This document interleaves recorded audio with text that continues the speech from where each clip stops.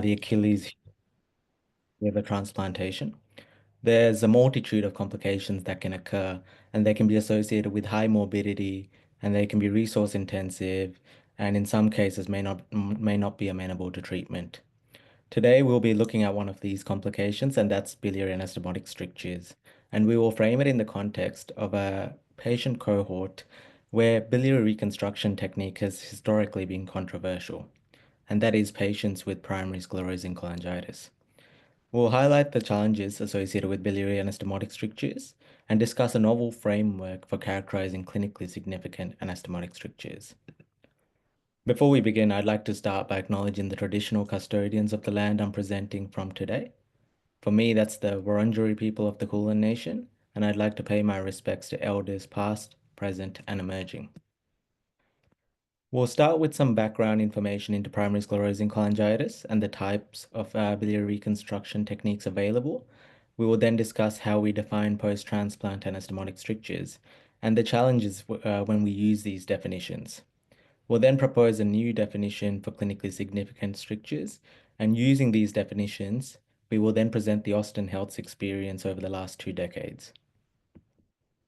So, primary sclerosing cholangitis, or PSC, is an immune-mediated disease characterized by progressive inflammation and obliteration of the biliary tree. It predisposes to multifocal ductal strictures and may lead to things like biliary cirrhosis, recurrent cholangitis, and cholangiocarcinoma. Currently, there are no proven effective medical therapies to slow the progression of PSC. Liver transplantation is the only proven life-prolonging measure in these patients. It is generally indicated in the setting of recurrent cholangitis or end-stage liver disease and has good long-term survival of around 80% at the 10-year mark. It is estimated that up to 30 to 40% of patients with PSC will need a liver transplant. And due to the risk of PSC recurrence in the donor liver, about 30% of cases may need retransplantation.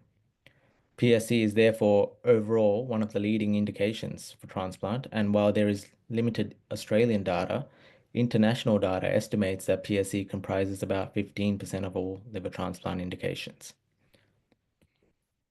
Historically, the choice of biliary reconstruction has been controversial in patients with PSC. The first technique seen in A is the duct-to-duct anastomosis and involves joining the donor and recipient bile ducts. This retains a portion of the recipient's native bile duct and preserves the sphincter of Oddi. The second option, seen in B, is the Roux-en-Y hepaticojejunostomy or choledochojejunostomy, which does not retain the sphincter of Oddi or native duct. The hepaticojejunostomy was recommended initially with the rationale that it avoided disease-related stricture formation that would theoretically be present if the native duct was preserved. This hypothetically reduced the risk of disease recurrence and cholangiocarcinoma. In contrast, duct-to-duct preserves sphincter anatomy and reduced the risk of recurrent ascending cholangitis and late non-anastomotic strictures as a result. Duct-to-duct also enables postoperative endoscopic access, or for ERCP, and was also associated with shorter admission duration in some studies. Hepaticojejunostomy, in contrast, is more complex, especially in a cohort of patients who may have had prior surgeries, such as colectomy for inflammatory bowel disease. Therefore, both have theoretical advantages and disadvantages. I'll also note that there is a third type, the choledochoduodenostomy as well, which we won't explore in this talk. Uh, However, it does have some hybrid benefits which have been proposed, such as allowing endoscopic access and sphincter preservation. However, there is also the risk of duodenal leaks with that as well. This technique is not performed at the Austin. Coming back to the challenge at hand, so we have a cohort of patients with one of the leading indications for liver transplantation, and there are theoretical benefits to both techniques. So I guess what does the evidence show? In favor of the hepaticojejunostomy, Welsh in 2004 analysed the prospective UK transplant database between 1994 and 2003. This was across 7 transplant centers, and they defined biliary strictures as radiological and biochemical strictures, so LFT derangements. Of their 362 included patients, 73% had Roux-en-Y reconstruction, and 27% had duct-to-duct. Of the duct-to-duct, 8% had strictures compared to 2% of the hepatojejunostomy cases. And there was a statistically significant disparity, though borderline, with a p-value of 0.05. Importantly, the transplant database did not differentiate between anastomotic and non-anastomotic strictures. However, due to most strictures requiring intervention and documented recurrence rates of PSC recurrence being similar across both groups, they attributed this result to indicate that there was a higher likelihood of anastomotic strictures with duct-to-duct reconstruction. In contrast, several studies have reported non-inferiority of duct-to-duct anastomosis and also mentioned that it's a safer procedure with benefits that we discussed previously. Two recent meta-analyses, or I say recent, but it was 10 years ago, Wells and Pandana-Boyana meta-analyses also corroborated this, but their focus, especially the Wells study, was on shorter-term outcomes. In fact, looking at the actual current guidelines, looking at the American and European guidelines, here we see the European Association for Study of the Liver and the European Society for Organ Transplantation guidelines. They currently strongly recommend duct-to-duct anastomosis as the preferred technique. However, in order to kind of fully grasp and understand the evidence for each type of anastomosis, we do need to understand and delve into the definitions for the outcomes and the challenges in the literature with these definitions. At present, there is a marked variability in the definitions of strictures used in the literature, with some being purely radiological, while others may include cholestatic symptoms, liver function derangement, or interventions. The meta-analysis by Pandana Boyan in 2015 used the definition as any narrowing in the biliary tree seen on radiology associated with biochemical abnormalities and requiring intervention. In our case, biliary anastomotic strictures were defined as any anastomotic narrowing requiring intervention.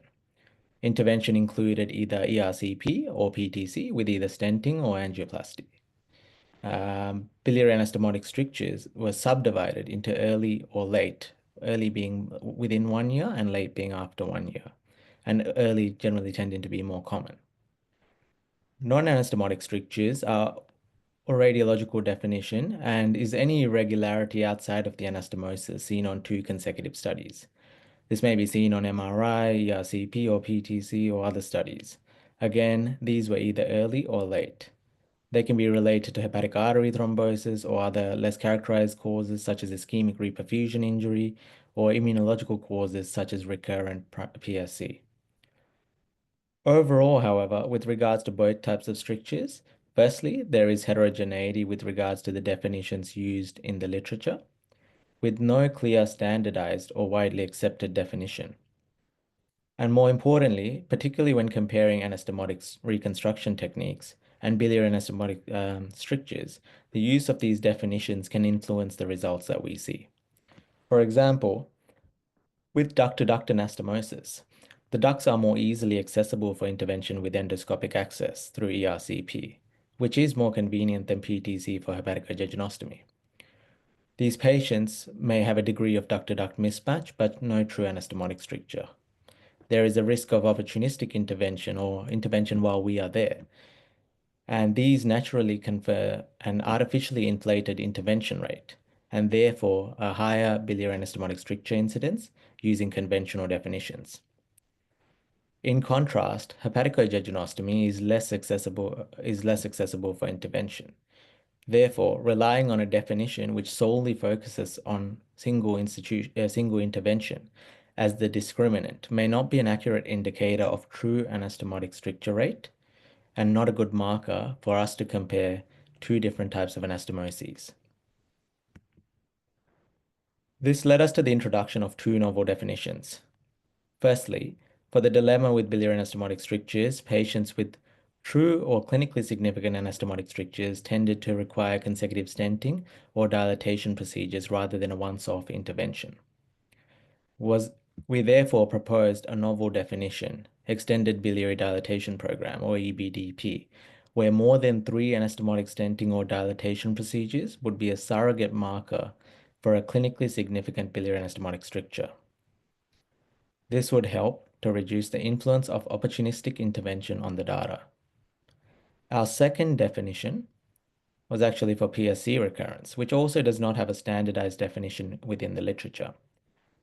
The Mayo Clinic definition was introduced by Graziadei in 1999, as seen here, and relies upon the prior diagnosis of PSC coupled with post-transplant imaging or histology. Non-anastomotic strictures associated with reperfusion injury generally occur within 90 days, within the first 90 days. Understandably, repeat biliary biopsy is generally not performed within this cohort, and given there are alternative differentials for non-anastomotic strictures, it is difficult to accurately ascertain the true incidence of PSC recurrence after liver transplant. We suggested that non-anastomotic strictures outside of the 90-day window with no evidence of arterial compromise on imaging was likely to be related to recurrence of PSC. This definition, of course, has its own limitations with regards to accurately distinguishing alternative causes of non-anastomotic strictures in both groups. For example, in the hepaticojejunostomy group and secondary sclerosing cholangitis, which can appear radiologically quite similar to PSC as well. Now, we will look at the application of these definitions in our Austin Health experience, but our focus will be on biliary anastomotic strictures.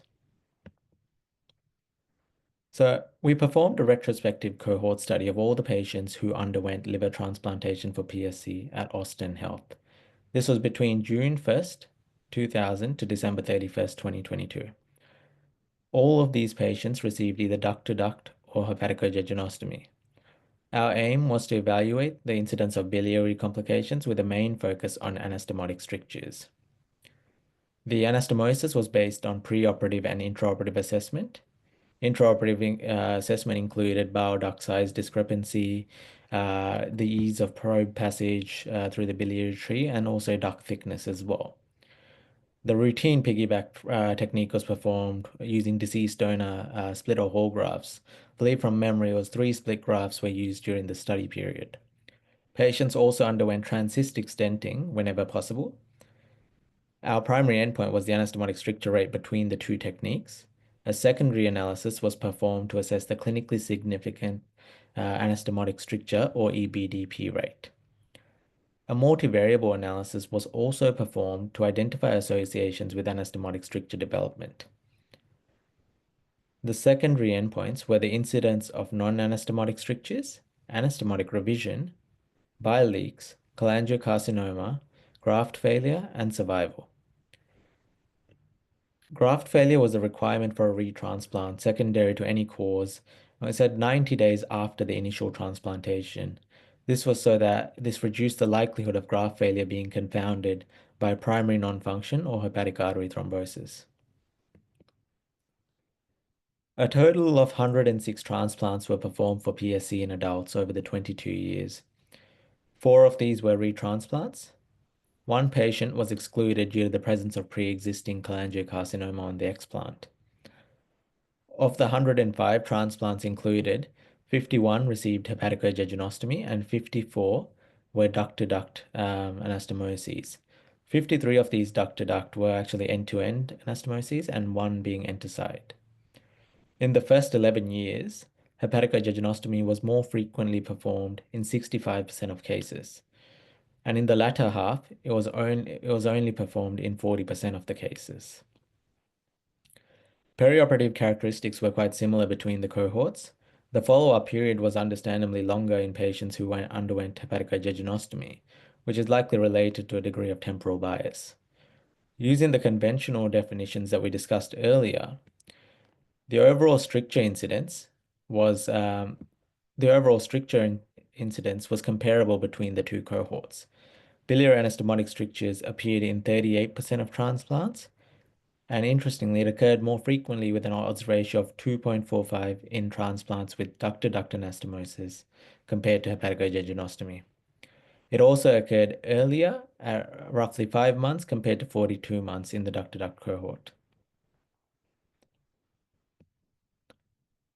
We performed a univariable analysis, which found that the donor risk index, type of anastomosis, and intraoperative transcystic stenting were associated with biliary anastomotic strictures in our cohort.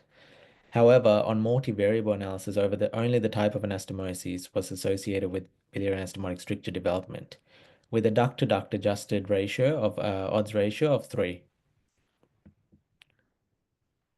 So, as anticipated, we found that duct-to-duct anastomosis was solely associated with a higher ERCP intervention rate, and PTC was more commonly used with hepatojejunostomy.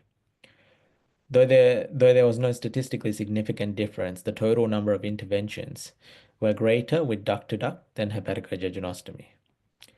Importantly, despite the disparity in biliary anastomotic stricture rate, we found that there was no difference in the rate of extended biliary dilatation programs.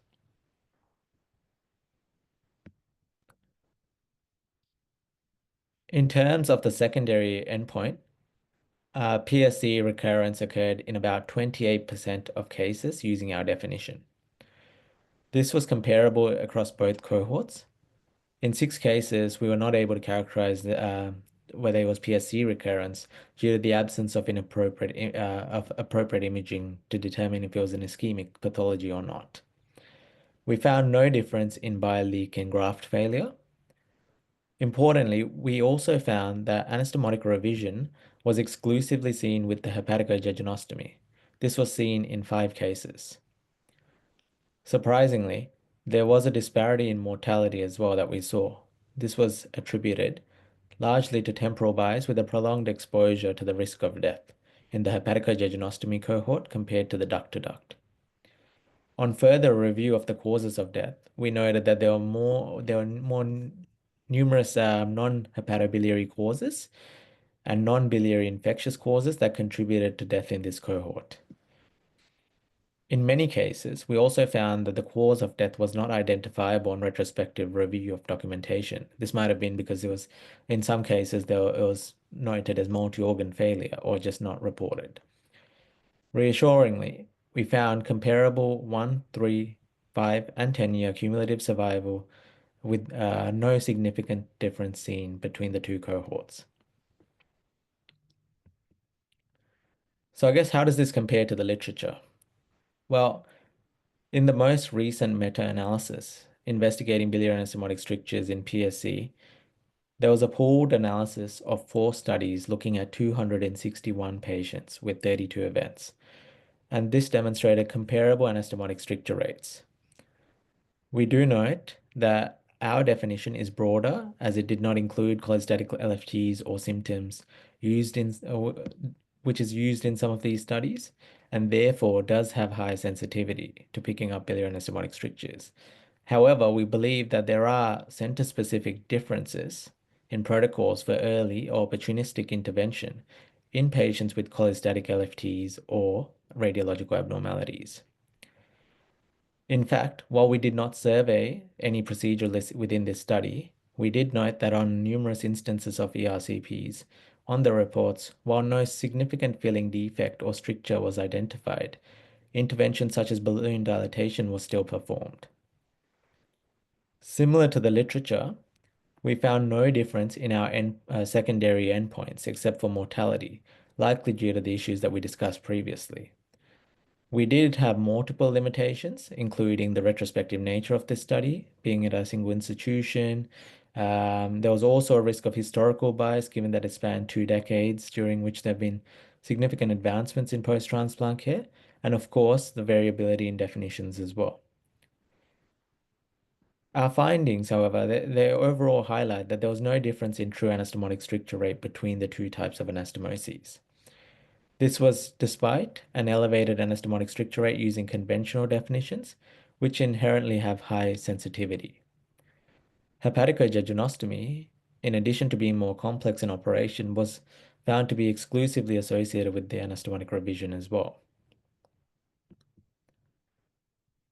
So I guess, how do we implement a definition like this into clinical practice? Well, in clinical practice and research, extended biliary dilatation programs may provide a surrogate marker for true anastomotic strictures, which helps to negate the impact of opportunistic intervention and allows us to draw more accurate comparisons when comparing the outcomes of these two techniques. The limitations, however, include that at this stage, this definition has not been utilized elsewhere, and we are yet to correlate it with outcomes such as graft failure, mortality, or non-clinical outcomes such as resource expenditure. While studies have suggested that the presence of anastomotic strictures may not necessarily correlate with patient and graft survival, perhaps the use of a more specific definition for true strictures may help to identify any underlying associations with patient outcomes. However, noting that our low numbers of that we did have low numbers of dilatation programs in this cohort, we did not find this to be the case as of the 4 patients who had graft failure and the 22 patients who died in our population, only 1 and 4 patients respectively had clinically significant anastomotic strictures. So we are, however, working at the moment on a larger retrospective cohort study to look at biliary anastomotic stricture outcomes with different aspects of surgical technique, including types of anastomosis across all adult transplants at Austin Health since 2000. We anticipate that this data set, which is estimated to be more than 900 to around 1,000 patients, will also help to identify any associations between clinically significant strictures and patient outcomes. So overall, to tie it all together, there are no standardized definitions currently present for anastomotic strictures, and conventional definitions do not have high specificity for true clinically significant strictures. We believe using a surrogate definition, such as extended biliary dilatation programs, will help in the clinical and research settings to firstly identify true strictures, but also more accurately compare anastomotic strictures and their associations with clinical outcomes. That brings us to the end. I would love to open it up to everyone to hear about your views on this topic, definitions you or your institution might use, and any thoughts about the definition of extended biliary dilatation programs. Yeah. Thank you, Minu, for the very clear sort of presentation. Today I haven't seen Marcos, so I will chair this session.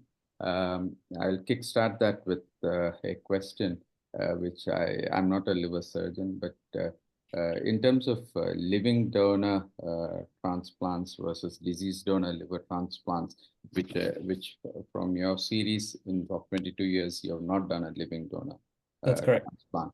But from literature, is there more biliary strictures from livers got from living donors compared to deceased donor in this subgroup of patients who gets primary sclerosing cholangitis? Can you comment?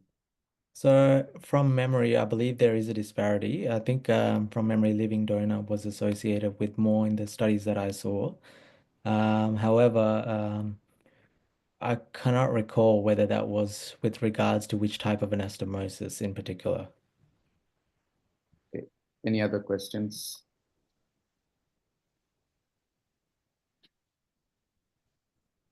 Yeah, Henry. Yeah, I mean, a comment and I suppose maybe a question. I mean, living donor, interestingly, has I guess it's more complex, but it's got a lower incidence of hepatic artery thrombosis compared with deceased donor liver transplantation. So I think that has a significant benefit. Plus, they have a longer graft survival. But my comment really, your units previously presented showing that this particular cohort of patients with PSC are more prothrombotic and have a higher HAT rate. And I wondered whether that was a factor playing into some of your results. I didn't see an HAT association there on any of your slides, but maybe I had various texts I was texting people, so maybe I missed it. But what was the HAT rate, and was that associated with stricture formation? We actually did not look into HAT rate for this study in terms of biliary anastomotic strictures, but when we looked into biliary anastomotic strictures, so we didn't look at the rate itself, but when we did, when we characterized the biliary anastomotic strictures, one of the other things we looked out for is whether there was any evidence of ischemia noted on imaging, and then in terms of the graft failure, we would also exclude within the first 90 days is where we said that HAT or primary non-function would most likely contribute to our results, and therefore we excluded anything from those first 90 days. So you can't actually tell us, of the Not the rate, no. cases that have a stricture, whether they've actually also taken their artery out. You can't tell me. No, no, no. Yeah, I that's can't. very illogical, isn't it, really? Anyway, not to worry. I guess it was because you're trying to get a separate publication, or one of the other team was, but it seems very illogical not to look at that specifically. Yeah, interesting. But great bit of work and fabulous presentation. I think it's pretty amazing. Has your unit then changed practice? No, still doing duct to duct, I presume. I mean, the data still shows that duct to duct is non-inferior, and it is probably a safer procedure as well. In terms of compared to the Roux-en-Y, I think at the moment most cases do tend to be duct to duct. So I think there is a big sway towards duct to duct rather than hepatojejunostomy. Yeah, I mean that certainly happened, seems to have happened in New South Wales as well, but We yeah, still no, haven't adopted anything like, as I mentioned, we still haven't adopted anything like the colodocoduodenostomy at this stage. Thank you, Minu. Yulin? Hi, thanks for your presentation, Minu. That was very good. Thanks. I've got three questions. Firstly, how were the patients chosen between duct to duct and hepaticojejunostomy type anastomosis? Yeah, so so it was firstly at the surgeon's discretion. Factors included so intraoperative assessment of so they would do passage of the probe. They would also check the duct sizes and disparity in duct sizes and duct thickness as well. So it was mainly radiological findings preoperatively, and intraoperatively they would consider those three factors mainly, but it was all at the surgeon's discretion. None of this Yeah, was like, so what duct size would you choose one procedure over the other? I Surely that will influence your results. again, I think that is also quite surgeon specific as well. But from my perspective, I don't know what sizes exactly they chose, as whether there was a threshold, but it's I think it was a mixed decision between all those considerations before. So it wasn't like a Okay. threshold. Um, and I missed the bit you mentioned about split graphs. Were there any split graphs? 3 split graphs. And were they duct to duct or were they? I Surely they believe. must be head judge, I guess. Uh, Let me just try and remember. Because the adults usually get the Yeah, not the main bile duct. yes, yes. Yeah, I believe it might have been hepaticojejunostomy. I think from memory it was hepaticojejunostomy, but I didn't have it on my slides. Okay. And my last question was related to your comment on transcystic biliary stenting. Hmm. There was no Can you difference. elaborate a bit Yeah, sorry. further on that? Yeah, so previously, transcystic stenting, people have done transcystic stenting with the idea that it might reduce the rate of stricture formation. However, our data, and I think a few other studies have also shared data on this as well, is it doesn't actually reduce the risk of anastomotic strictures. Just out of so what type of stent, and is it like an ERCP plastic stent I think or the more what's the dissolving stents called? The ones that are new. I don't believe, sorry, I'm not quite sure which stent exactly they use at Oh, our. Archimedes stents. I Yeah, think that's the new one that yeah, sorry. dissolves after a few months. Yeah, I'm not quite sure what stent exactly they use at our institution, especially because I think the stenting was performed mainly earlier on before we started kind of because in more recent cases, I think there's been a few more cases where there's less stenting. So I'm not quite sure what stent they put in the past. Thank you, Yulin. Okay, thank you. I'm just wondering, from your presentation, you mentioned that in the initial part of the program, it was more of hepatic osteogenostomy, and then That's later correct. on, it came down to around 40%. So did that mean that people are nowadays all across Australia, are we more, it's common practice now to do a bile duct to bile duct anastomosis, or is it again depends on other criteria? Sorry, I'm asking because I do No, not. no, that's okay. Yeah, duct to duct is a lot more common nowadays. And I think that's something that's more not just in Australia as well. Looking at the literature, it's more commonly recommended elsewhere as well. And it seems like it's something that's become more common practice. Other than that Welsh study, which essentially showed, other than the Welsh study, which queried whether, which essentially suggested that Roux-en-Y was associated with more favorable outcomes, including anastomotic strictures, including grafts and patient survival. Most of the other studies have overwhelmingly kind of pointed towards non-inferiority of duct to duct. Right. Just wearing my general surgery hat on, normal bile ducts, it's always a bit precarious as far as blood supply goes. In one of your patients, you did mention that you did a side-to-side anastomosis. So did that End to side. Yeah. end to side? Mm. Okay, not a side to side. Sorry. Okay, that's fine. So did that have a more favorable outcome than an end to end? I think it was hard because we can't really, given the low event, given we've only got the one sample, it was difficult to say. But I can't recall exactly whether that single patient was associated with more favorable outcome. But I think that I don't know if I'll be from the single patient. I don't think I'd be able to tell whether it might be whether there is any more favorable outcomes with enticide. Thank you. Henry? Yeah, Nemo, I was just thinking of some other possible factors. I'm assuming this whole cohort was from brain dead donors rather than DCD donors because of the risk of ischemic cholangiopathy.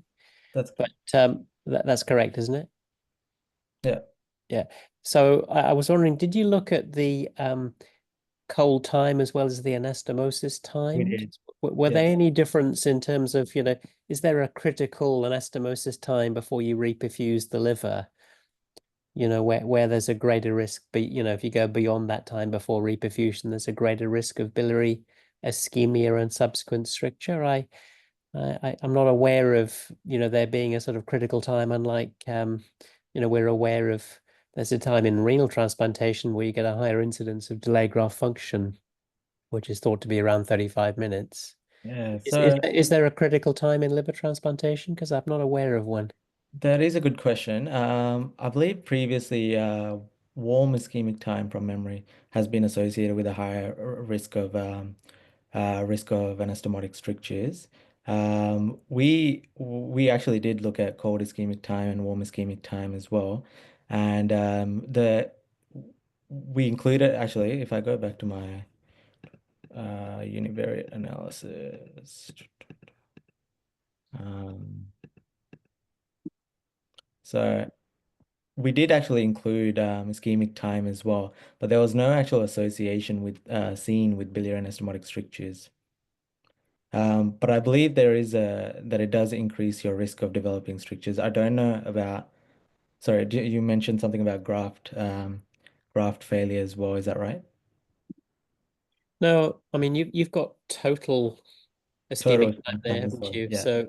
So that can be completely masked by, Mm. cold ischemic time. Uh, Yes.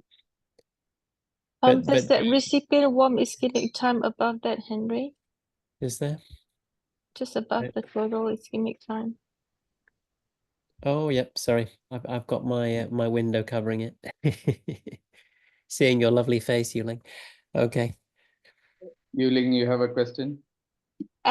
Yeah, just to get back to your question, Santosh, about the end to side biliary anastomosis. The only time I've seen that, which is once as well in our unit, is when the recipient duct is so big.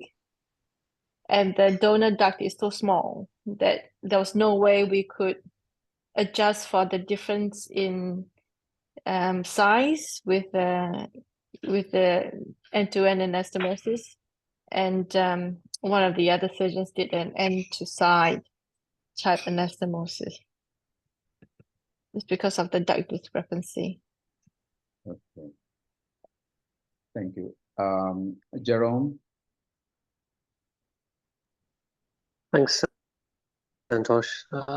I think I've missed some part of the discussion, so I don't know if this is a point that's already been made, if it has stopped me, but in almost all these studies, none of them are randomized studies. So the patients selected for Roux-en-Y anastomosis have the most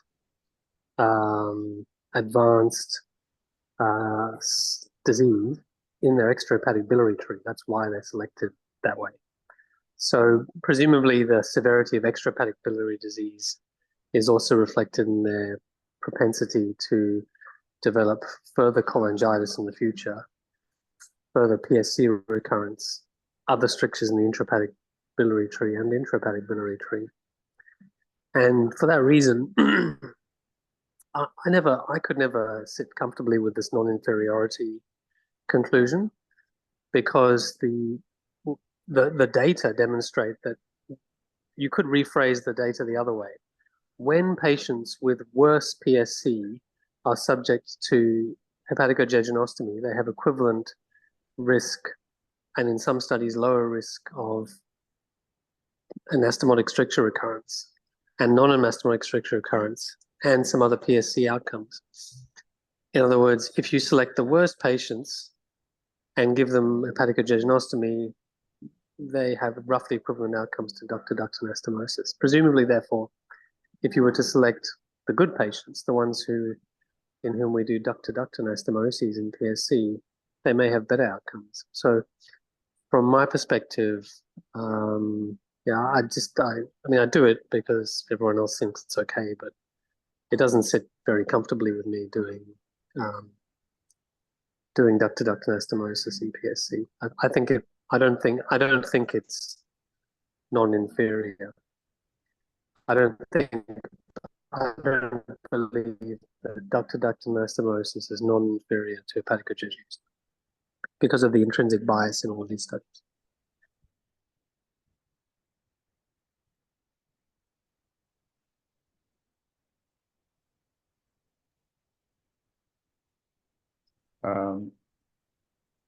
Minu, you want to answer anything, or you want to reply to that, or you want Yuling to ask? I think like I get what you mean. Like I completely understand what you mean with regards to number one, the bias within the inherent bias within these studies.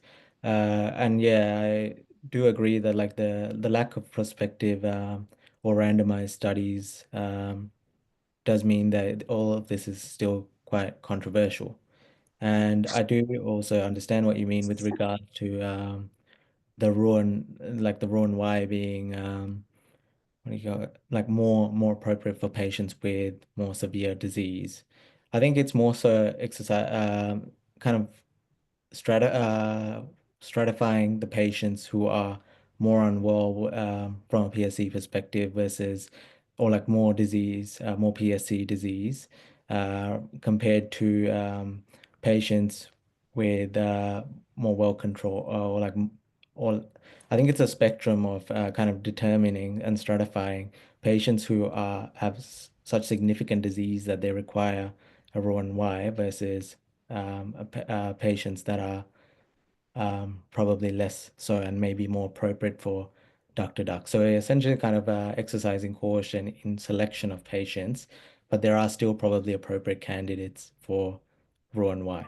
I mean, I guess, there's another thing that really bugs me, which is they're actually not comparable procedures, particularly when you start to look at outcomes, because, and it's demonstrated very well by your data, the inconvenience, potential for technical failure, and other issues with doing stenting, endoscopic or percutaneous, in patients with hepaticojejunostomy are manyfold greater. In fact, I would say orders of magnitude greater than doing ERCP. So because of that, you can see there's a much higher rate of biliary intervention in patients who have duct-to-duct anastomoses, because you can. And, you know, you could flip it the other way around. There's almost, in fact, you showed it, there's no surgical revision of duct-to-duct anastomoses because you don't need to. You can always endoscopically fix them. So once those two procedures are done, they then become non-commensurable. They become non-comparable. You can't compare. You can't make any valid comparison between one and the other because you can't even intervene in the same ways. The incentives and constraints around intervention are utterly different. So, I think it's a very interesting example of how, the literature is replete with studies of the type that you described, observational studies, even some, actually there are randomized controlled trials, but they're sort of meaningless because they're not comparable. Once you've done hepatocogeginostomy, you're not going to do, people are not going to have the same biliary intervention rate for the same indications because it's just so much trouble. And no one's going to have surgery to revise a duct-to-duct anastomosis because you don't need to. So, it's an area of the literature that I don't even understand why it exists because it tells us nothing. I like looking at the guidelines. I completely agree with that. And looking at the guidelines, I find that it is odd that they mention strong evidence or moderate evidence to support this recommendations for duct to duct, which is a bit odd because of the bias in the literature, but also the fact that, as you mentioned, the two techniques are not not easily comparable given the inherent anatomical differences and the considerations with regards to intervention and how it looks from a research perspective, but also in the clinical setting. Thank you. Minu, again, as a non-health person, would I be correct in saying that between the two techniques, the bile duct-to-duct and the hepatocogeginostomy, now you have said that from your literature and as well as the Austrian experience, the stricture rates are sort of similar. So in my head, the easier option is to do a duct-to-duct. Is that what I'm understanding? The easier option, I guess, so the stricture rates are similar, but we believe that's Santosh, I confounded think Santosh, the key is the definition of stricture, right? yeah. Almost all strictures are defined by intervention. So when you can do it, with procedure A, people get interventions very easily. With procedure B, they don't. In other words, we don't have a clear way of defining the presence or absence of strictures very reliably. The most objective way that people have come up with is intervention, but even intervention itself is not objective. And well, just to give you an example, just an anecdote. When I was a fellow in Toronto, the center which did ERCPs was in a different hospital about 10 kilometers across town, and it was incredibly inconvenient to get an ERCP. I don't think in 2 years with about 400 transplants I ever saw an ERCP performed within 3 months of hospitalization. In other words, inpatients post-transplant never got ERCPs. In RPA, I'd say about a third of patients get inpatient ERCP intervention, primarily because it's so easy and, all these weird and wonderful strictures that you can find on MRCP and ERCP, which are basically just resolving post-reperfusion cholestasis, and some imaging artifacts get managed endoscopically. And so it's very clear to me that neither intervention nor imaging reliably define strictures. We have no clear way of defining them. Yeah. Thank you. Yuling? I just want to say that I share Jerome's concerns about duct-to-duct anastomosis in PSC patients. I don't think I've ever done one. I usually do a hepatocogeginostomy. But I agree also that obviously if the duct is accessible via ERCP, then our threshold of intervening is much lower. But Jerome, I think Minu tried in his research, he tried to counteract this bias by the extended biliary procedures. What was it called that he's described, that you need Extended three, dilatation program. yeah, the program that you need three interventional procedures to be considered as requiring this intervention, I guess. But I also asked you the question of how were the patients chosen between duct to duct versus hepatojejunostomy, and that's not quite clear in your research paper. So Yeah, so again, yeah, like it's largely at the discretion of the surgeon, and with regards to the exact threshold that they use, I'm not quite sure. And with regards to, especially with regards to duct size disparity or thickness. However, I do agree with, and I think something that Jerome mentioned before, which is that more like prospective trials where there is more standardized selection criteria for hepatojejunostomy versus duct to duct may be more useful, so that you can actually look into more, or you can essentially have more randomization and kind of avoid that bias. You know, the other really interesting thing, which I sort of think I'm old enough to see the trend, but probably didn't observe a lot of it. But in the 90s, there were transplants for PSC done for patients who didn't have, you know, liver failure, for people with persistent cholangitic type symptoms and similar. And we almost never do those transplants now. In other words, almost all the PSC transplants now undertaken are patients who've got liver failure. And that's I think true all over the world because of the use of MELD for listing. So implicitly and explicitly, it means that liver failure is the primary indication for transplantation because recipients who don't have liver failure can't compete with other recipients.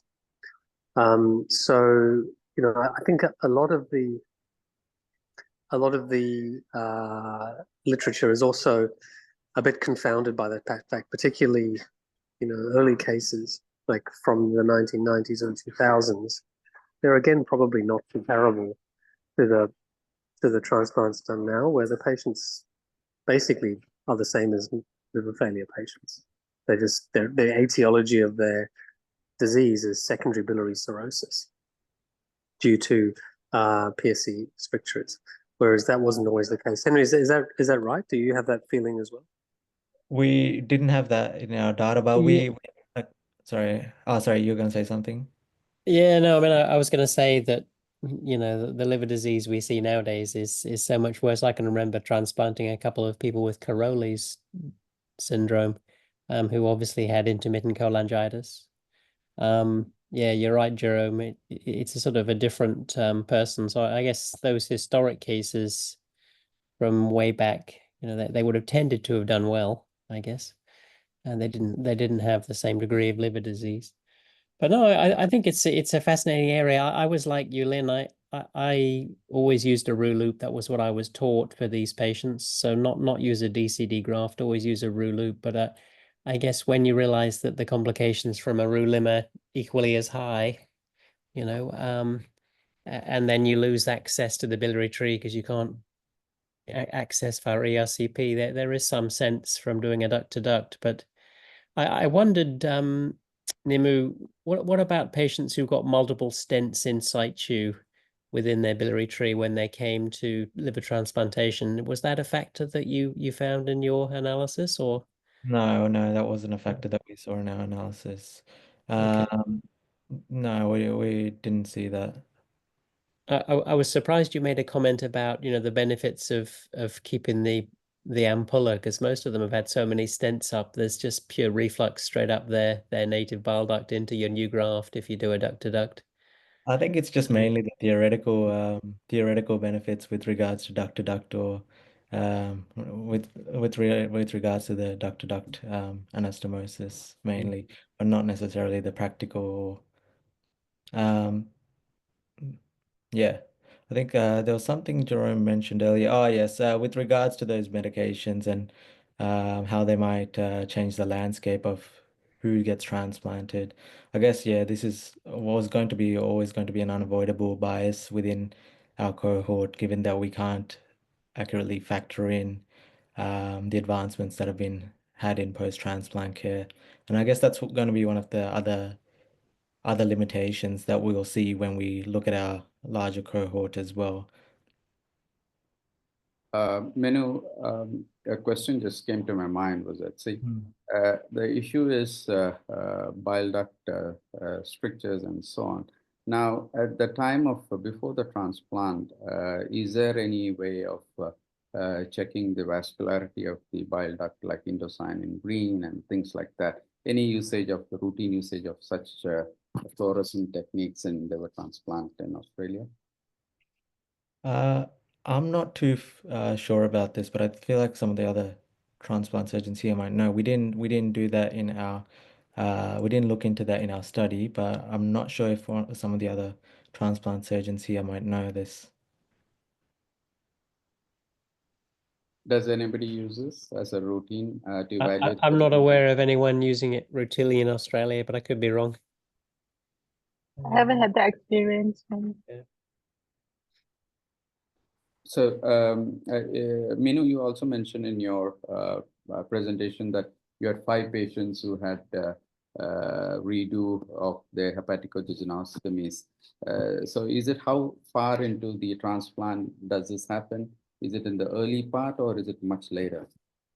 So some of them happened within a few months. We excluded some of the ones that happened very within a month or so. However, for example, take Baxter Theatre for early transplant dehiscence or something like that, like anastomotic dehiscence. But then some of the cases were things like bile leaks, which occurred actually far outside that time range. So it did happen in cases, I think, up to a couple months at least, few months at least. And just out of curiosity, with a lot of interest now in pump perfusion, and has that sort of helped to prevent these duct strictures in this subgroup of patients? It's interesting that you asked that. There is a study that's going on at the moment into that at the Austin, but I'm not too sure about the results of that study at this stage. But yeah, it's I think still underway. Thank you. Does anyone else have any other questions? Okay. I think we are at 7:28. Animesh, you want to sort of present and update anything for the AAC which is coming up? Yeah, sure, Santosh. I think most people will have seen some of the preliminary program, and if you haven't, let me know. I'll get the AAC coordinators to send it around. Is that correct? Have people seen the preliminary program? Has that been published? Yeah. So it's on Tuesday. We have the official transplant dinner on the Sunday evening, and that's combined with the hepatobiliary team. And yeah, I look forward to seeing everyone there. We have a good, very interesting group of speakers. We have several international speakers and a very interesting and diverse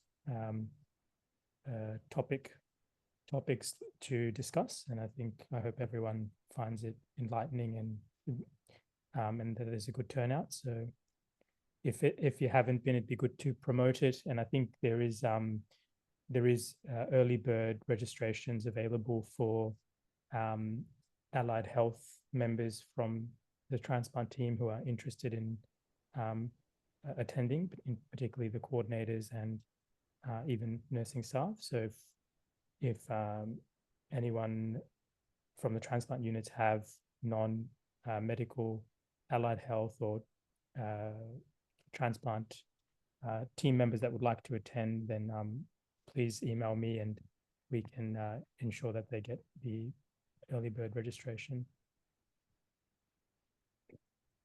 Thank you, Animesh, and thank you, Minu, for the wonderful presentation, and hope to see you all at the Sydney conference.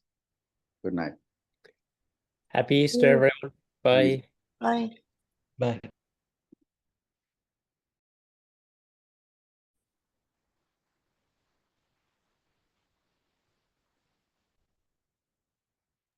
Thanks, Santosh.